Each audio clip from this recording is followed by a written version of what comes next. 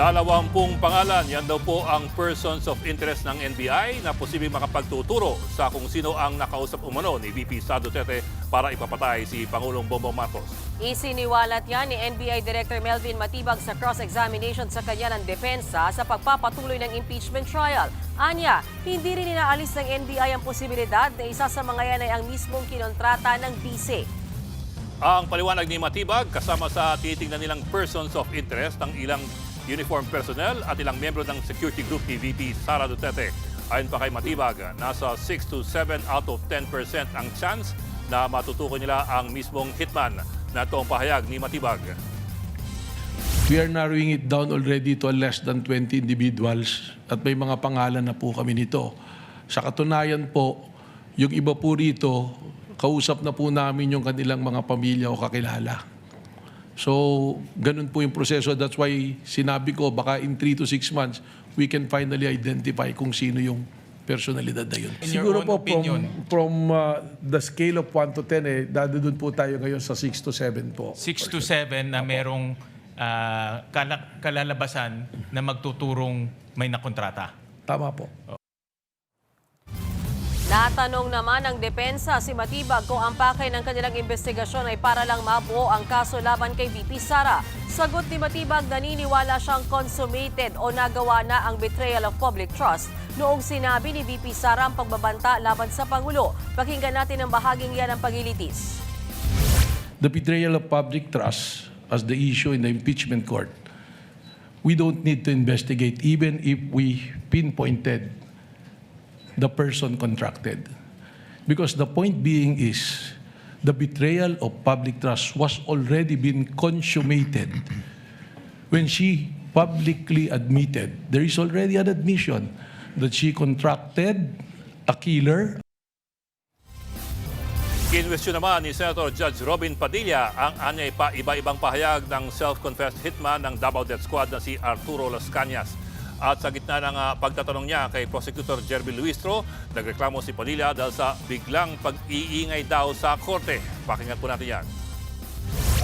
Alam niyo ba, bawal po ang ginagawa. Kindly maintain Presiding order officer, within the bawal court. po ang ginagawa nitong nasa harap natin. Hindi po Order in the sila allowed. Mag-ingay. Korte po ito. Judge I was Padilla. interrupted. With due apologies. Iniling din daw ni Padilla na iwasan ang pagbibigay ng witness na may kaso umanong perjury. Pagiging patas daw ito, lalo't binigyang din niya na hindi pinapayagan ng ombudsman na sumali ang mga senador na merong pending case. Pero pinacheck ni House Prosecutor Jerby Luistro si Padilla. Wala naman daw na sino mga witness ng prosekusyon ang may pending case. Kasunod niyan, humiling ng clarification si Luistro kay Padilla na tila hindi nagustuhan ng senador. Pakinggan po natin yan. Ibig niyo pong sabihin, yung mga senator judges dito ngayon na humaharap sa kaso na hindi po pinapayagan ng ombudsman at hindi pa rin sila guilty, ano pong ibig niyo sabihin? May I be clarified, Your Honor, on your last question about the senator you said are facing cases? Alam niyo po, malinaw na po yung sinabi ko and wala po kayong karapatan magtanong. Niliwanagin ko nga po. I think Senator Judge Padilla was making a manifestation and not posing a question to the lead prosecutor in relation to our two colleagues. Bago yan, hiniling din ni Padilla na sana raw ay huwag maging one-sided ang prosekusyon. Sinagot naman yan ng prosecution panel. Pakinggan natin yan. Sana hindi one-sided ang ating persecution. Ano? Yun ang quote for the day.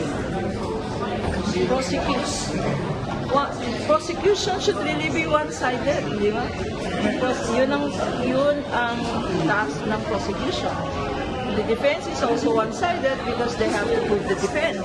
Siguro mas nakakapagtaka pag naging neutral ang prosecution. At lalong nakakapagtaka kung i-defend namin yung respondent.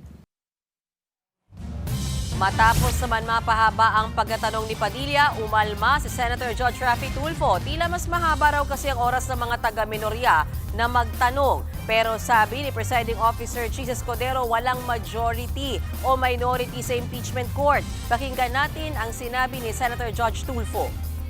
Bakit pag sa kabila pinapayagan sila 5-10 minutes? Bakit pag sa amin, sa majority, kinakat agad ni remind pagdating ng 2 minutes? I think nakakalata na kami. So dapat pag sinabing 2 minutes, 2 minutes. Pag sa amin sa majority, pag 2 minutes, pinipindot nito. 2-3 beses. Totoo yan. Pero pag sa minority, umaabot na ng 5 minutes, 10 minutes. At meron akong record yan. Pinapayagan. Why? Mga kapatid, Ed Lingaw po, maging maalam at may pakialam sa mga napapanahong balita sa ating bansa. Para sa mas malilimang pagtalakay at paghimay sa mga issue at headlines, mag-follow at mag-subscribe sa social media pages ng News 5.